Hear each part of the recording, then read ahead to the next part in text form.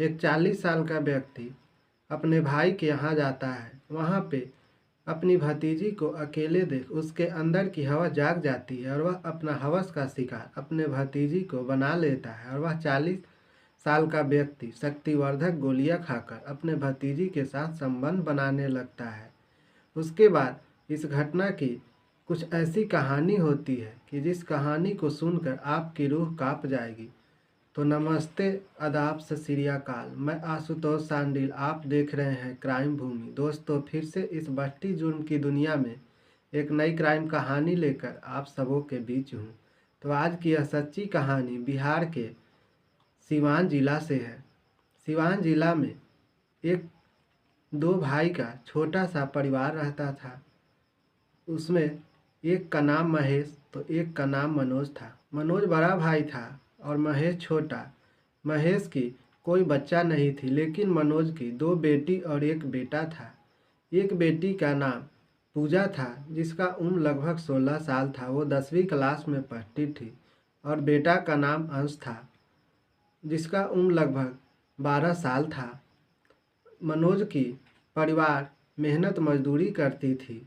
वह सब्जी बेचता था और मेहनत मजदूरी करके कुछ पैसा लाता था, जिससे उसकी हंसी खुशी परिवार चल रही थी। उधर महेश भी मजदूरी करके अपना जीवन यापन कर रहा था और दोनों भाई का आसपास में ही घर था।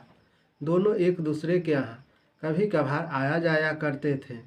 लेकिन मनोज की पत्नी महेश की पत्नी को ताना देती थी, अपनी देवरानी को, कि तुम्हें बच्चा नहीं हो रहा है, तुम्ही में कोई कमी है, इसीलिए तुम्हें बच्चा नहीं हो रहा है।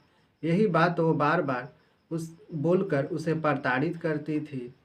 और मनोज की पत्नी की बात महेश की पत्नी को बुरा लगती थी। वह यह सब बात अपने पति महेश से बताती थी। महेश भी अब इस बात को सुनकर ऊब चुका था। इस बात को सुनते हुए उसे लगभग 6 माह से 1 साल हो चुका था। अब वह पूरी तरह से ऊब चुका था। तभी एक दिन वह प्लान बनाता है और वह अब मन ही मन सोचता है कि अब इसका बदला लेकर रहूँगा, अब बहुत हो गया।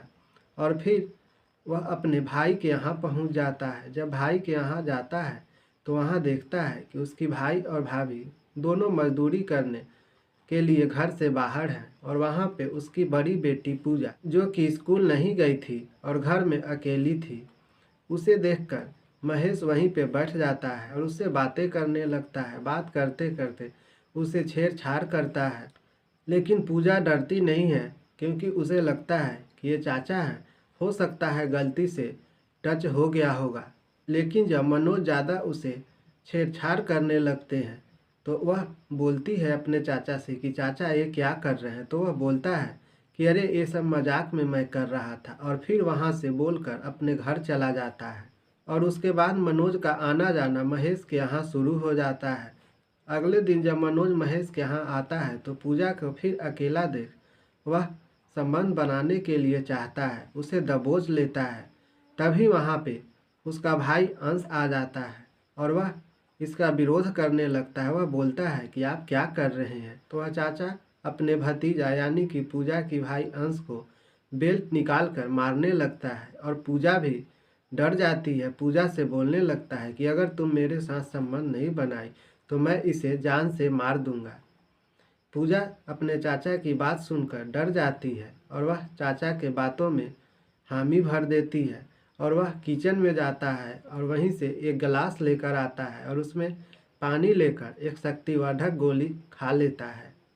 फिर उसके बाद वह अपने भतीजी के साथ संबंध बनाता है और वहाँ से निकल अपने घर चला जाता है। और जब पूजा के माता पिता उसके घर आते हैं तो देखते हैं कि उसकी बेटी बीमार सा है। तो वह अपने डॉक्टर से दिखाते हैं। फिर डॉक्टर से कुछ दवा लेकर आते हैं और पूजा को खिलाया जाता है। पूजा दवा खाने के बाद ठीक हो जाती है। तभी एक दिन मनोज की पत्नी अपने बेटे अंश को नहलाने जाती है तो वो देखती है कि उसके कमर पे बेल्ट का दाग है, काला काला सा धब्बा उसके शरीर पे हुआ है। तो फौरन यह बात महेश से बताती है। महेश अंश को लेकर उसके स्कूल चला जाता है और वहाँ पे ले जाकर प्रिंसिपल के सामने उसको दिखाता है। तो प्रिंसिपल उस स्कूल के टीचर को बुलाते हैं। सभी टीचर आते हैं। सभी लोग बोलते हैं कि हम लोगों ने ना तो कभी इसके शरीर पे वार किया है, ना कभी अंश को हम लोग पीटे हैं। सभी लोग की बात सुनने के बाद अंश को लेकर उसके पिता थाने पहुंच जाते हैं। थाने में आते हैं, पुलिस से सारी बात बताते हैं। पुलिस से एक अज्ञात के खिलाफ एफआईआर दर्ज करवा देते हैं। पुलिस उस बच्चे से लाख कोशिश करती है पूछताछ करने के लिए, लेकिन वह बच्चा बेहद सहमा सहमा सा था, वह कुछ नहीं बताता है। जिसके बाद पुलिस अंश को छोड़ देती है और अंश अपने घर आ जाता है और उधर पुलिस जांच पड़ताल में जुट जाती है। तभी महेश एक दिन मनोज के घर आता है और वह पूजा को अकेली देख उसके साथ फिर संबंध बनाने का कोशिश करता है, लेकिन अंश उसका पुरजोर विरोध करता है तो वह अंश को डंडा चलाकर मारने लगता है और मारते मारते उसकी हत्या कर देता है। अंश की मृत्यु देख पूजा घबरा जाती है और जोर जोर से चीखने चिल्लाने लगती है। तब तक वहां से उसके चाचा मनोज निकल जाता है और गांव के लोग पूजा की आवाज़ सुनकर इकट्ठे हो जाते हैं। सभी लोग जब वहां इकट्ठे होते हैं तो अंश की मृत्यु देख सभी लोग घबरा जाते हैं, पूजा से पूछने लगते हैं कि यह सब कैसे हुआ।